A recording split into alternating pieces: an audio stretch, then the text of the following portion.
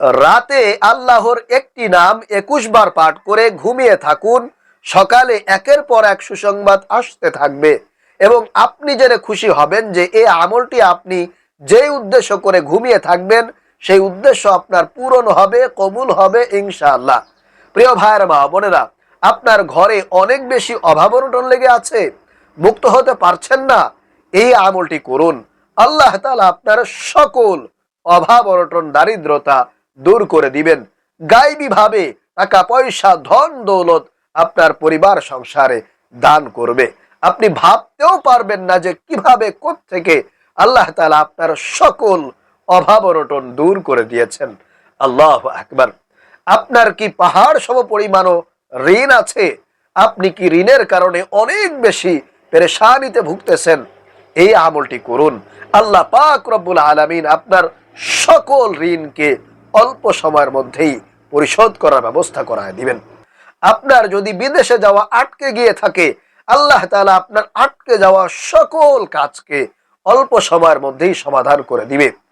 আপনার যদি পরিবার সংসারে অশান্তি থাকে, মনোমালিন্যতা থাকে, ঝগড়া ফাসাদ থাকে, আল্লাহ তাআলা সেগুলো দূর করে পরিবার সংসারে শান্তি শৃঙ্খলা তৈরি করে দিবে। আল্লাহু আকবার।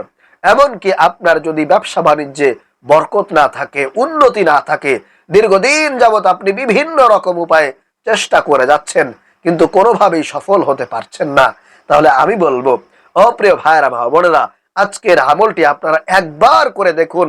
আল্লাহ তাআলা আপনাকে চমকায় দিবে, আপনি অবাক হয়ে যাবেন, আশ্চর্য হয়ে যাবেন।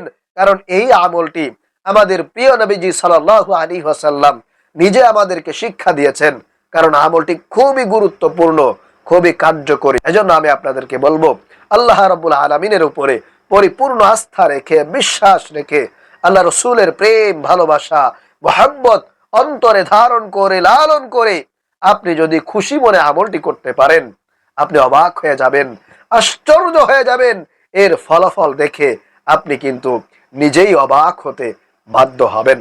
প্রিয় ভাইয়েরা মা বোনেরা, এজন্য আপনার যদি লক্ষ কোটি টাকার ঋণ থাকে, আপনার যদি অনেক বেশি অভাব অনটন থাকে, তাহলে একটি বারের জন্য হলেও কিন্তু আমলটা করে দেখতে পারেন।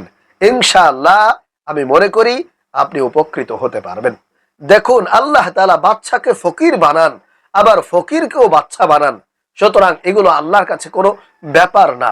আপনি যদি হতাশ না হয়ে আল্লাহ রাব্বুল আলামিনের উপরে পূর্ণ আস্থা বিশ্বাস রেখে ধৈর্য ধরে নৈরাশ না হয়ে যদি আমলগুলো করতে পারেন এবং চেষ্টা করে যেতে পারেন, তাহলে ইনশাআল্লাহ আমি আশা করি আপনি অল্প দিনের মধ্যে উপকৃত হতে পারবেন। জীবনের সকল বাধাগুলো দূর হয়ে যাবে, কামে রোজগারে আল্লাহ তাআলা বরকত দিবে। তাহলে আসুন প্রিয় ভাইয়েরা মা বোনেরা, আমি আপনাদেরকে আমলের নিয়মটি বলে দেই। এই আমলটি আপনাদেরকে করতে হবে এশারের নামাজের পরে, ঘুমানোর পূর্বে।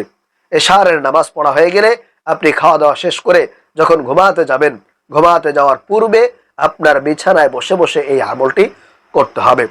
তো এই আমলটি করার পূর্বে আমি আপনাদেরকে বলবো 2 রাকাত অতিরিক্ত নফল নামাজ পড়ে নেবেন। সাধারণ নিয়মে আপনারা 2 রাকাতে সূরাতুল ফাতিহার সঙ্গে 2টি সূরা মিলাবেন।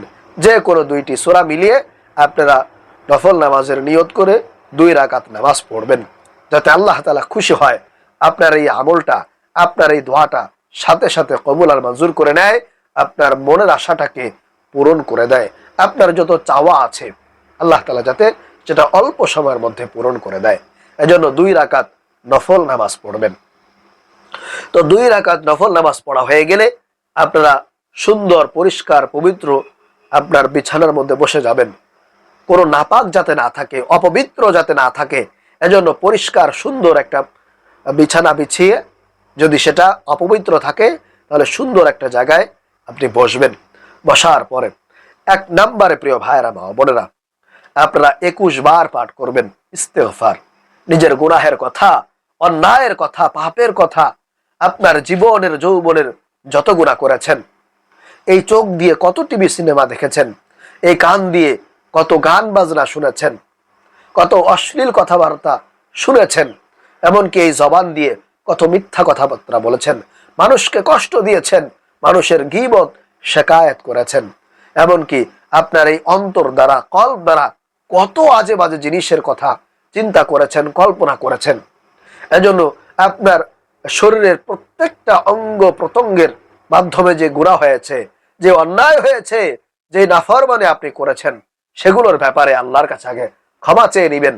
তাহলে যেটা হবে সেটা হলো আপনার দোয়া, আপনার আমল, আপনার চাওয়া আল্লাহ তাআলা সাথে সাথে কবুল করে নিবে। এজন্য আমি বলবো, সর্বপ্রথম আপনার জীবনের যৌবনের জানা অজানা শিরকি বিদআতি যত গুনাহ করেছেন, সমস্ত গুনাহের জন্য আল্লাহর কাছে একটু ক্ষমা চাইবেন, অনুতপ্ত হবেন, লজ্জিত হবেন এবং ওয়াদাবদ্ধ হবেন যে আল্লাহ, জীবনে হয়তো অনেক গুনাহ করেছি, তোমার নাফরমানি এখনো পর্যন্ত করতেছি, অতএব আল্লাহ, আপনি আমার প্রতি রাগান্বিত হয়েন না, বেজার হয়েন না। আল্লাহ, আপনি আমার জীবনের যৌবনের গুনাহগুলো ক্ষমা করে আমার প্রতি আপনি রাজি খুশি হয়ে যান, সন্তুষ্ট হয়ে যান।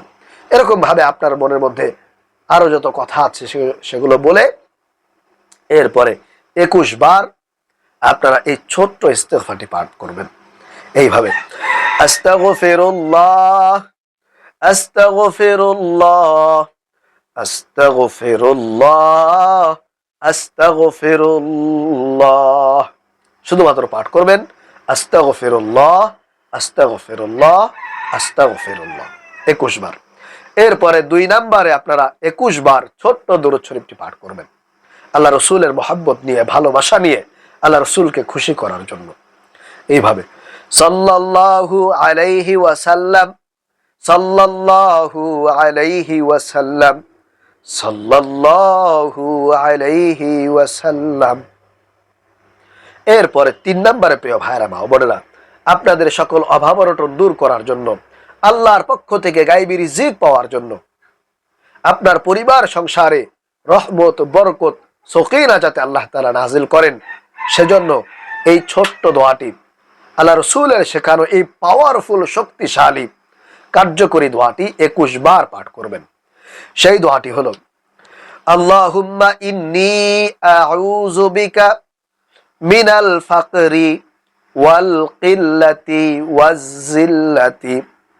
আল্লাহুম্মা ইন্নী আউযু বিকা মিনাল ফাকরি ওয়াল কিল্লাতি ওয়াজ জিল্লাতি।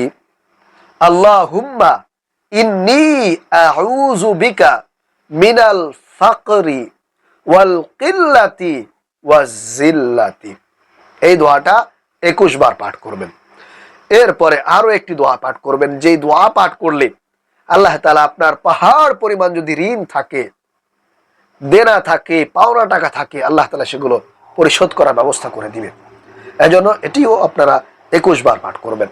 সেই দোয়াটি হলো: আল্লাহুম্মা কফিনি বিহালালিকা আন হারামিকা ওয়া আগনিনি বিফাদলিকা আম্মান সিওয়াক। আল্লাহুম্মা কফিনি বিহালালিকা আন হারামিকা ওয়া আগনিনি বিফাদলিকা আম্মান সিওয়াক। এই দোয়াটি 21 বার পাঠ করবেন। এরপরে সর্বশেষ আল্লাহ পাক রব্বুল আলামিনের এই গুণবাচক সিফাতি নামটি, যে নামটি পাঠ করলে আল্লাহ তাআলা বান্দার রিজিক বৃদ্ধি করায় দেয়, অভাব অনটনগুলো দূর করায় দেয়, সেই নামটি হলো ইয়া রাজ্জাকু, ইয়া রাজ্জাকু, ইয়া রাজ্জাকু, ইয়া রাজ্জাকু, ইয়া রাজ্জাকু, ইয়া রাজ্জাকু। এটি 21 বার পাঠ করবেন। এরপরে সর্বশেষ আবারও দুরূদ শরীফ পাঠ করে দুহাত তুলে আল্লাহর কাছে একটু সংক্ষিপ্তভাবে মুনাজাত করবেন, দোয়া করবেন। আপনার যত অসুবিধা আছে, আপনার যত সমস্যা আছে, বিপদ আপদ আছে, ইনকামে বাধা আছে, অভাব অনটন আছে, এগুলো নিয়ে আল্লাহর কাছে একটু খাস করে দোয়া করবেন। দেখবেন আল্লাহ তাআলা সাথে সাথে কবুল করে নিবে, আপনার সকল অভাব, সকল চাওয়া আল্লাহ তাআলা পূরণ করে দিবে। তাহলে প্রিয় ভাইরা আমার বোনেরা, আশা করি আপনারা আজকের এই আমলটি বুঝতে পেরেছেন, শিখতে পেরেছেন। আল্লাহ রাব্বুল আলামিন আমাদেরকে এই আমলটি সঠিকভাবে, সুন্দরভাবে, মনোযোগ সহকারে করার তৌফিক দান করুন। আমিন।